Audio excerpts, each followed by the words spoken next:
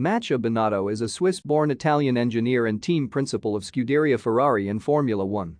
He was appointed to the role on 7 January 2019, replacing Maurizio Arrivabene. His parents are Italian.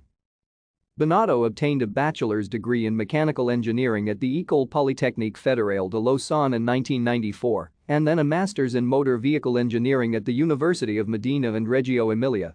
In 1995 he joined Scuderia Ferrari in the engine department. He was part of the team during the successful early 2000s. In 2013 he became head of the engine department before becoming chief technical officer of Ferrari in July 2016, replacing James Allison. During Binotto's 2 years as CTO, Ferrari once more competed for regular race wins. In 2019 he was promoted to team principal, replacing Maurizio Arrivabene. Thank you for watching.